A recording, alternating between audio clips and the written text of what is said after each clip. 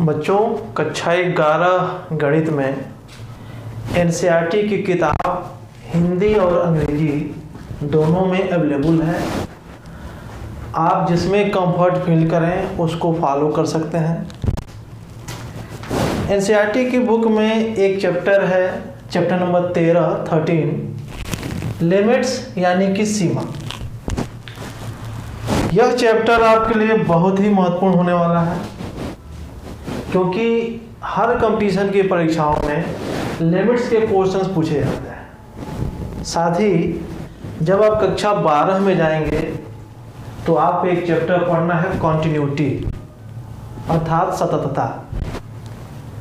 अगर लिमिट्स पे आपका कमांड है तो सततता का राह काफ़ी आसान हो जाता है। इसलिए आपको इस चैप्टर पे बहुत ही फोकस करना है। इस चैप्टर को पढ़ने के पहले हमें दो तैयारी कर लेनी है। पहली तैयारी है अनंत की संकल्पना यानी इन्फिनिटी क्या है, और दूसरा चीज है कि इनडिटर्मिनेट फॉर्म यानी अनिर्धारित रूप क्या है। अगर इन दो चीजों का कंसेप्ट आपको क्लियर हो जाए तो लिमिट्स का काम काफी आसान हो जाता है, या यूं कहें तो ये दोनों कॉन्सेप्ट लिमिट्स को काफी सपोर्ट करते हैं। हम पहली बात करेंगे कि अनंत क्या है यानी कि इन्फिनिटी क्या है। देखिए, सीधी सी बात है, कहा गया है हरि अनंत हरि कथा अनंता।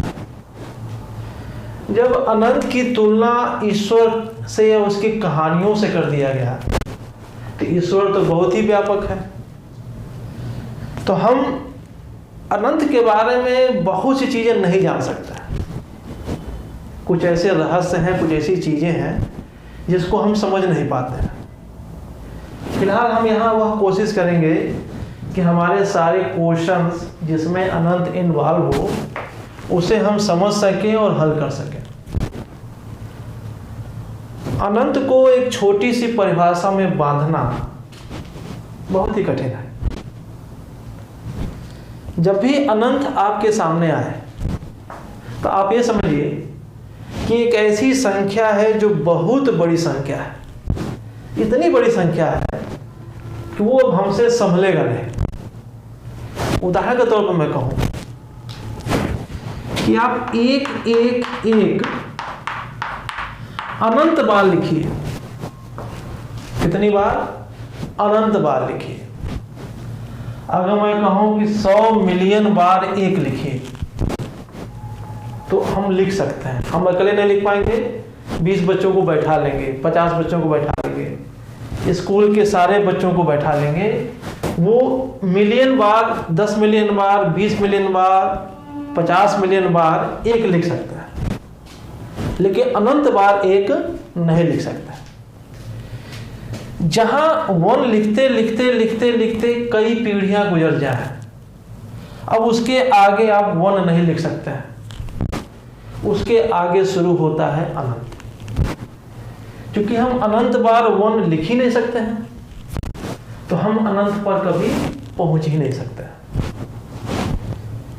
फिजिक्स में अक्सर आपने सुना होगा, कहा जाता है कि दो समांतर रेखाएं जाकर अनंत पर मिल जाती हैं। वास्तव में ये दो समांतर रेखाएं कभी नहीं मिलती हैं, क्योंकि हम इन्फिनिटी तक नहीं जा सकते हैं, हम वहां जाके चेक नहीं कर सकते हैं। इसलिए हमने मान लिया है कि इन्फिनिटी पे जाकर ये दोनों समांतर रेखाएं आपस में मिल जाते हैं।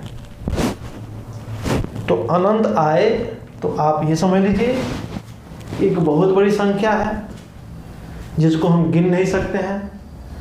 अगर दूरी की बात करें तो इतनी लंबी दूरी है कि जहां हम पहुंच नहीं सकते हैं, जहां हमारे सभी भौतिक संसाधन हमको पहुंचा सकते हैं। एक सीमा होगी जिसके आगे अब हम नहीं जा सकते हैं, वहीं से अनंत शुरू हो जाता है। तो अनंत का अर्थ आप यही लगाइए कि एक बहुत बड़ी संख्या है, एक बहुत बड़ी दूरी है जिसको हम नाप नहीं सकते। अब बात आती है कि इनडिटर्मिनेट फॉर्म यानी अनिर्धारित रूप क्या है। ध्यान से देखिए,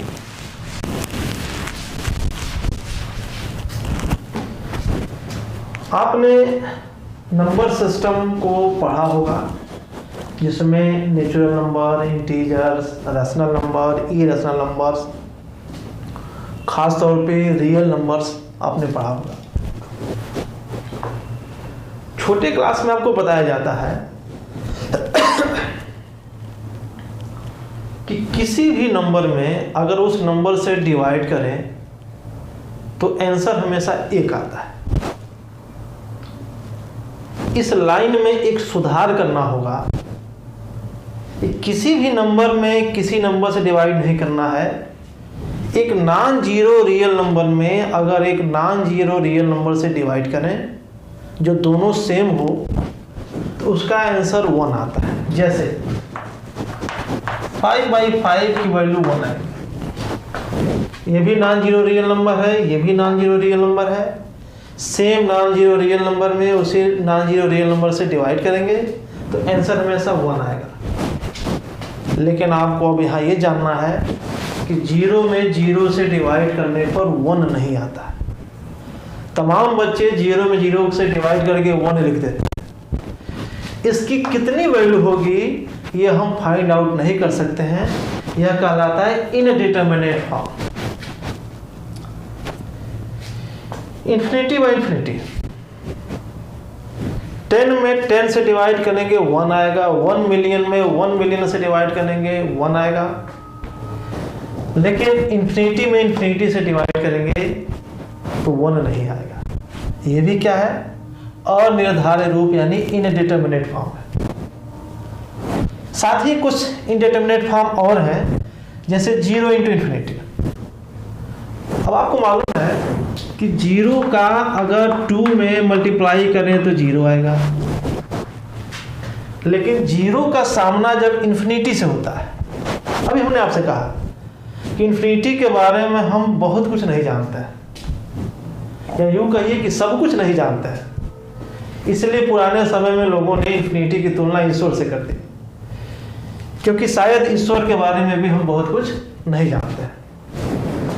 तो 0 2 को मल्टीप्लाई करके तो 0 बना देता है, लेकिन जब 0 का सामना इन्फिनिटी से होता है तो उसको ये 0 नहीं बना पाता है। इसीलिए इसकी कितनी वैल्यू होगी यह डिटरमाइन नहीं कर सकते हैं।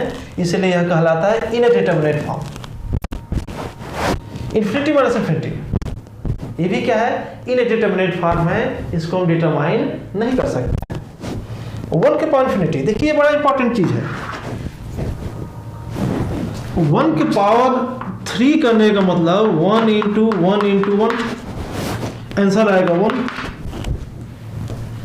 1 के पावर इन्फिनिटी भी इनडिटरमिनेट फॉर्म है। वो इसलिए है कि 1 के पावर इन्फिनिटी का मतलब हुआ कि 1 को इन्फिनिटी बार मल्टीप्लाई करना है। अब आप खुद सोचिए, अभी हम लोगों ने समझा इस चीज को कि 1 को इन्फिनिटी बार मल्टीप्लाई करना है, ये कितने समय में पूरा हो जाएगा? आपकी 1000 पीढ़ियां भी 1 1 1 1 1 मल्टीप्लाई करते चलें, 1000 पीढ़ी गुजर जाए तब भी आप इन्फिनिटी बार 1 को मल्टीप्लाई नहीं कर सकते। लेकिन इन्फिनिटी कभी आपके अप्रोच में ही नहीं, कभी वो आएगा ही नहीं। इसलिए जब इन्फिनिटी बार हम मल्टीप्लाई कर ही नहीं पाएंगे तो 1 आएगा ही नहीं। इसलिए यह निर्धारित नहीं किया सकता है, यानी यह भी क्या है? अनिर्धारित रूप है। सेम प्रोसेस देखिए 0 के पावर इन्फिनिटी। 0 के पावर इन्फिनिटी का मतलब ये हुआ कि 0 को इन्फिनिटी बार आपको मल्टीप्लाई करना है। इन्फिनिटी बार हम मल्टीप्लाई कर ही नहीं सकते हैं, इसीलिए भी क्या है? अनिर्धारित रूप है। इसी तरीके से 0 के पावर 0, आप जानते हैं कि 5 के पावर 0 कितना होता है? 1 होता है। लेकिन याद रखिए 0 के पावर 0 कितना होता है? यह भी इनडिटरमिनेट फॉर्म है। ये कुछ फेमस इनडिटरमिनेट फॉर्म है, इनको आपको याद रखना है। क्वेश्चनों में आपसे टकराते हैं, आपको इनका सामना करना है और इन्हें समझना है। मुझे उम्मीद है कि इन्फिनिटी का कॉन्सेप्ट और इनडिटरमिनेट फॉर्म का कॉन्सेप्ट आपके समझ में आ गया होगा। नेक्स्ट वीडियो में हम लिमिट का कॉन्सेप्ट शुरू करेंगे। Okay, thank you.